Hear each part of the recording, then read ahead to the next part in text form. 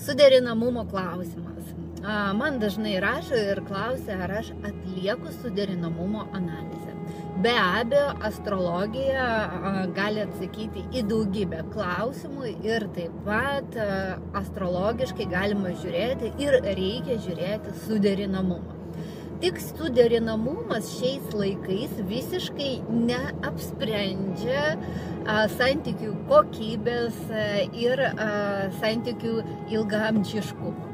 Kodėl? Todėl, kad mes turim pasirinkimų labai daug, labai turim daug laisvės ir kartais suderinamumas būna labai geras, bet žmonės išsiskiria, nes jų ego yra labai stiprus, kiekvienas nori gyventi pagal savo taisyklės, nenori prisiderinti, nenori eiti į kompromisus, nenori tarnauti ir suderinamumas čia net negali padėti. Būna, kad suderinamumas yra prastas, tačiau žmonės yra linkę tarnauti, nori išlaikyti santykius ir stengiasi dėl to. Ir tada aš darau suderinamumo analizę pagal tokią schemą, kad žmogus turi gerai pažinti savo poreikius, gerai pažinti kito žmogaus poreikius ir mokėti savo poreikius, paaiškinti savo partneriui, o partnerius turi mokėti tai išgirsti ir tai atsižvelgti. Ir taip pat turi kitas atsižvelgti ir kito poreikius ir stengtis tai kiek įmanoma patenkinti. Taigi, savęs pažinimas tai yra pradžia, savo partnerio pažinimas tai yra pradžia. Ir čia galima užsakyti ir savo asmeninį horoskopą, ir partneriui, ir dar pažiūrėti suderinamumą. Astrologiškai tai vienas horoskopas uždedamas ant kito ir žiūrima, kaip planetos sąveikauja ir per periodus matosi, kada kokia sąjunga bus aktyvi ir kada gali būti sunkesnis periodas, kada gali būti lengvesnis ir taip toliau.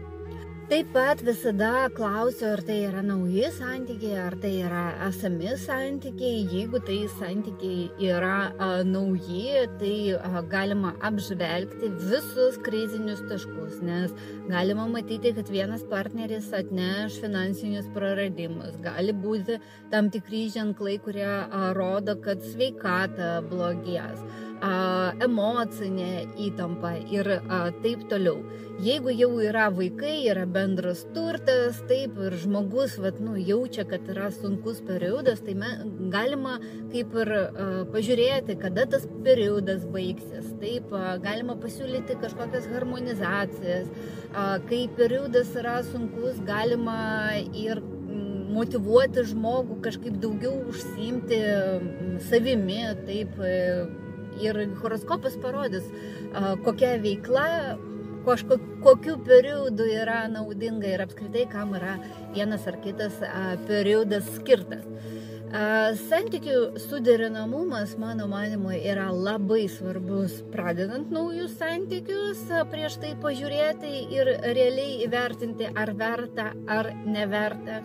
Ir turbūt žinote, o kas nežinote, tai sužinosite taisyklę, kad jeigu jūs įsimylėjote labai stipriai ir jūs traukia prie to vyro, pavyzdžiui, tai dažniausiai toks įsimylėjimas iš pirmo žvilgsnio, aš pajaučiau tai, kad tai yra mano siela, dažniausiai tai santykiai bus karminiai su neigiamu atspalviu ir čia reikia sustoti ir tikrai pasitikrinti astrologiškai.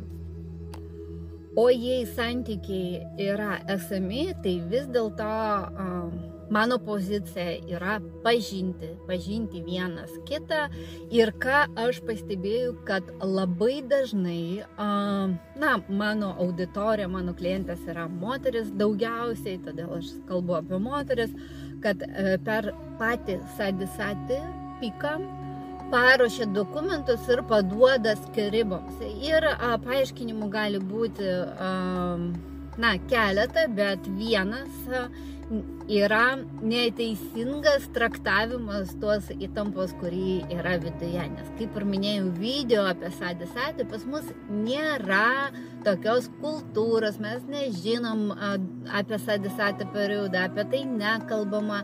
ir žmogus nesupranta, kas su juo vyksta, protas visada randa kaltus, randa tuos kaltus išorėje, taip ir tarp tų žmonių, kurie yra šalia. Ir tada tos skyrybos dažniausiai būna labai skausmingos, labai užsitęsia ilgam laikui ir neša labai daug kančių ir vaikams, ir vyrui, ir moteriai.